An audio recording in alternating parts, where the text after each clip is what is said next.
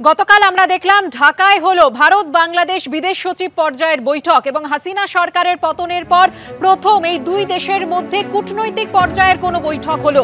একদিকে যখন এই বৈঠক, তখনই অন্যদিকে বাংলাদেশের লাগাতার যুদ্ধ জিগির তা কিন্তু চলছে। একের পর এক আস্ফালন বাংলাদেশের মৌলবাদীদের তরফ থেকে ভারতকে উদ্দেশ্য করে।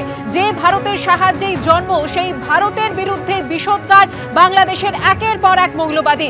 কখনো প্রাক্তন সেনাকর্মীরা তারা দাবি করছেন যে 4 দিনের মধ্যে কলকাতা দখল করে নেবেন। কেউ দাবি করছেন, বিএনপির নেতা রুহুল কবির রিজভী তিনি বলছেন যে বাংলা, বিহার, ওড়িশা চেয়ে বসবেন তিনি।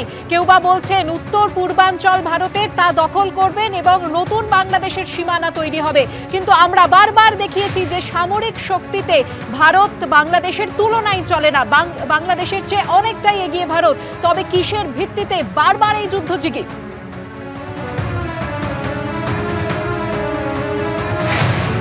একদিকে যখন বিদেশ সচিব পর্যায়ের বৈঠক, তখনই অন্যদিকে লাগাতার আস্ফালন বাংলাদেশের মৌলবাদীদের ভারতের বিরুদ্ধে উন্মত্ত যুদ্ধজিগি। ইউনূস জমানায় বাংলাদেশের মৌলবাদীদের তীব্র ভারত বিদ্বেষ। কেউ বলছেন কলকাতা দখল করবেন, তো কারো দাবি বাংলা, বিহার, ওড়িশা। কোন উন্মত্ত মৌলবাদীর আবার গোটা উত্তর পূর্ব দখলের স্বপ্ন।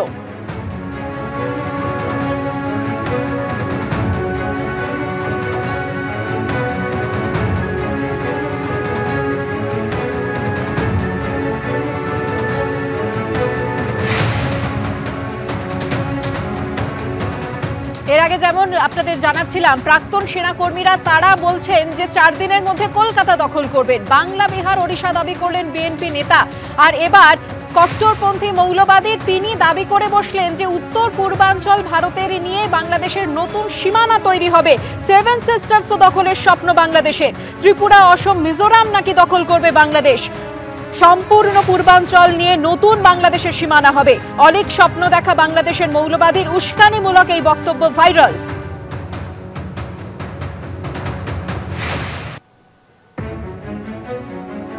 আর এই মুহূর্তে আমরা সরাসরি যোগাযোগ করে নিয়েছি প্রাক্তন বিএসএফ কর্তা সমীর মিত্রর সঙ্গে।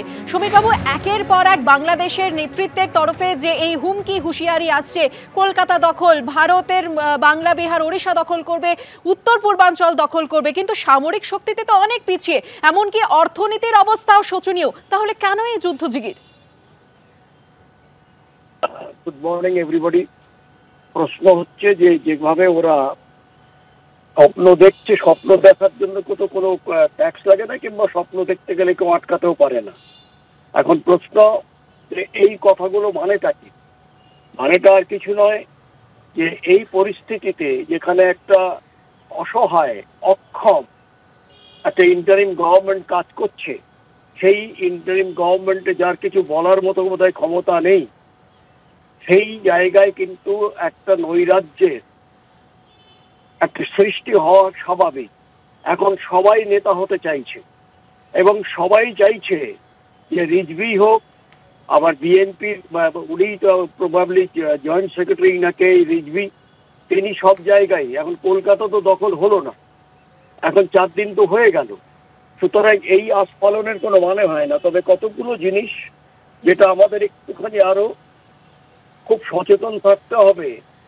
গতকাল যেটা হয়েছে সেটা আমাদের সত্যিই একটুখানি সেই ব্যাপারে চিন্তা করতে হবে যে গতকাল চিফ অফ আর্মি স্টাফকে তাকে নির্দেশ দেওয়া হয় যে যশোর এবং চিটাগং এই দুটো ক্যান্টনমেন্টে যেন এটাকে রিইনফোর্সমেন্ট করে, আরো যেন সৈন্য সামন্ত যেন চলে আসে এবং যে অ্যান্টি মিসাইল যে ইয়েগুলো রয়েছে, তাদের অ্যাসেট রয়েছে, সেইগুলো যেন সব সময়ের জন্য তৈরি থাকে, যদি প্রয়োজন পড়ে তাহলে সেটাকে ইমিডিয়েটলি ব্যবহার করা। এগুলো কিন্তু একটা অমিনাস সাইন ইন দ্য হরাইজন। কারণ যখন মানুষ একেবারে কোণঠাসা হয়ে যায়, তখন কিন্তু সে চেষ্টা করে যে একটা মরণ কামড় দেওয়ার জন্য। সে জেনে বুঝেই যে আমি মরবো, কিন্তু তার আগে একবার মরণ কামড় দেওয়ার চেষ্টা করবে।